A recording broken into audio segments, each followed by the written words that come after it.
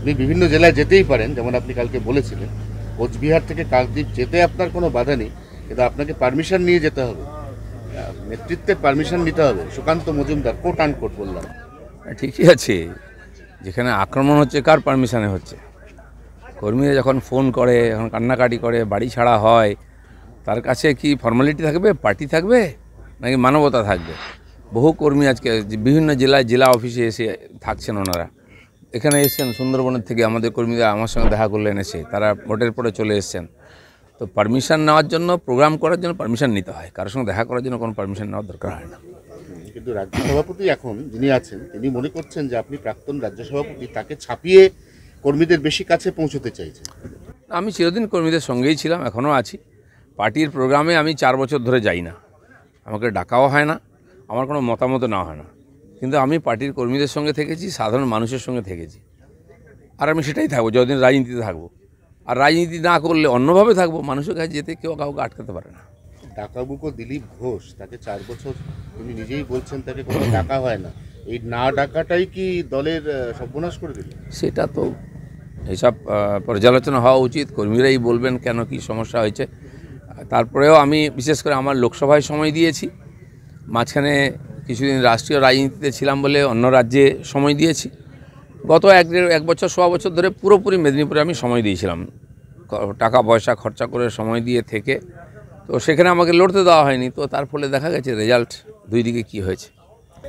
বিজেপির যে মুরলীধর সেন লেনের অফিস বা আপনাদের যে সল্টলেকের কেন্দ্রীয় অফিস, সেখানে তো আনাচে কানাচে পোস্টার করেছে রাজ্য সভাপতি বদল করতে হবে, তার নতুন সভাপতির কি নাম? দেখুন, সব পার্টিতেই সবসময় এটা হয়, রেজাল্ট খারাপ হলে কর্মীদের মনের মধ্যে ক্ষোভ বিক্ষোভ জাগে, তারা নিজের মতামত ব্যক্ত করেন বিভিন্নভাবে। রাজনীতির নতুন কিছু না, পোস্টার সারা বছরই পড়ে, সেটা অন্য জিনিস। কিন্তু পার্টির কথা ভাবতে হবে, যারা বলছেন তারা পার্টির স্বার্থে কথাবার্তা বলছেন, যেন সবার সঙ্গে কথা বলা উচিত, মতামত নেওয়া উচিত, পর্যালোচনা হওয়া উচিত এই সময়টা। নাহলে কমাস পরে সবাই ভুলে যাবে, আবার চাপা পড়ে যাবে, আবার সেই একই রেজাল্ট হবে। হ্যাঁ, কিন্তু ছাত্র যখন খারাপ রেজাল্ট করে তখন মা বাবা বেস্ট সেরা মাস্টারমশাই খোঁজেন, তো খুঁজবে না সেটা বিজেপি কেন্দ্রীয় নেতৃত্ব? যারা অভিভাবক আছেন তাদের দায়িত্বটা। আপনি কি দিল্লি যাচ্ছেন? না, আমি যাব পরে। ওখানে দিল্লিতে যে কোয়ার্টার আছে ওটা তো সরকারকে বুঝিয়ে দিতে হবে, হিসাবপত্র, আমারও কিছু জিনিসপত্র আছে নিয়ে আসতে হবে, সেই জন্য যাবো, এমন কিছু তাড়া নেই আমার। 19-এর ভোটে দেখা যাচ্ছে যে আপনি জিতেছিলেন ঠিকই, কিন্তু খড়গপুর আসন বিধানসভাগতভাবে সেখানে বিজেপি পিছিয়ে ছিল, সংগঠনের জোর ছিল না, অর্থাৎ পাল্টা আপনার সংগঠনও যে নড়বড়ে ছিল 2019 সালের ওই মেদিনীপুর আসনে, এটা আবার পরোক্ষে ঘুরিয়ে বোঝানোর একটা চেষ্টা চলছে। তাহলে 27,000 মাত্র হারলো কেন? তো 1.5 লাখ 2 লাখে হারতো, আমি থাকলে 1-1.5 লাখে জিততাম, সেটা নেমেছে। আমি 89,000-এ জিতেছিলাম, তার সঙ্গে 27,000 যুক্ত করুন, কতটা মাইনাস হয়েছে বোঝা গেছে। তো সেখানে যারা বলছেন, এখন তো পিঠ মাচাবার জন্য কাউকে কিছু বলতেই হবে, বাস্তবটা তো তথ্য, সেটা তো সবাই বলবে, পাবলিক জানে, ওখানকার লোক জানে, ওখানকার কর্মীরা বলে দেবেন কি হয়েছে না হয়েছে।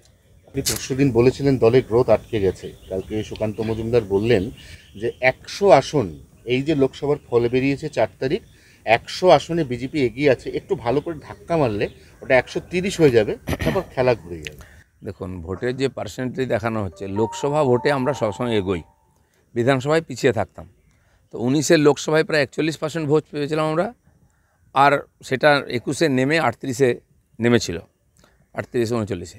এবারে লোকসভা তো আমরা চেষ্টা করতাম যে 41টা পার হয়ে যাক, 45-এ হোক, সেটা টার্গেটও ছিল, তাহলে আমরা যেটা চাইছিলাম সেটা হতো, কিন্তু সেটা আবার কমে গিয়ে 38-39-এ চলে এসছে। এটা পর্যালোচনা করে বিধানসভার ভোটে কেন চলে গেল লোকসভাটা? নরেন্দ্র মোদীর নামে ভোট হয়েছে, সংগঠন বেড়েছে, এত নেতা এসে গেছেন। 21-এও এত লোক ছিল না, 19-এও তো কেউ ছিলই না, দিলীপ ঘোষ ঘুরে ঘুরে প্রচার করেছিল, আর কেন্দ্রীয় নেতারা ছিলেন। এবার তো প্রধানমন্ত্রীও প্রত্যেক জায়গায় প্রায় গেছেন, এত এমএলএ এমপি আছেন, তারপরেও কেন আশানুরূপ ফল হয়নি? ভাবার দরকার আছে কিনা। আরেকজন আছেন দেবশ্রী চৌধুরী বলে, জেতা আসন থেকে তাকে হঠাৎ করে সরাসরি মমতা বন্দ্যোপাধ্যায়ের খাস তালুক দক্ষিণ কলকাতায় মালা রায়ের সামনে ফেলে দেওয়া হলো, পরিণতি যা হওয়ার তাই হলো। যে যুক্তি তর্ক দেওয়া হয়েছে, আমি নাকি ওখানে দাঁড়ালে হেরে যাব, কুর্মীরা আমার বিরুদ্ধে, তো যেখানে কুর্মী ভোট পুরুলিয়া, সেখানে তো আমরা জিতে গেছি। কুর্মীদেরকে খেপানো হয়েছিল আমার বিরুদ্ধে, আমাকে সরাবার জন্য। দ্বিতীয় হচ্ছে, দেবশ্রী যেখানে কাজ করেছে, মন্ত্রী ছিল, আমি তাকে বলে তুমি পার্টি কামড়ে পড়ে থাকো, মাটি কামড়ে তুমিই জিতবে, সে আসন আমরা জিতেছি। আর যে জিতেছে সে তার কাউন্সিলর ছিল, একটা, তাকে কে চিনত ওখানে? সে তো একটা ওখানে গ্রামীণ পুরসভার নেতা, সে জিতে গেল, দেবশ্রী জিততো না। এর পিছনে কি আছে, কেন করা হচ্ছে, এটা তো ভাবতে হবে। কিছু তো আছেই, নাহলে যারা পুরনো পার্টির প্রতিষ্ঠিত নেতা তাদেরকে হারাবার জন্য পাঠানো হয়েছিল নাকি কি জন্য? লোকে হারা সিট জেতার জন্য প্ল্যানিং করে, এ তো জেতা সিট হারাবার জন্য প্ল্যানিং হয়েছে মনে হচ্ছে।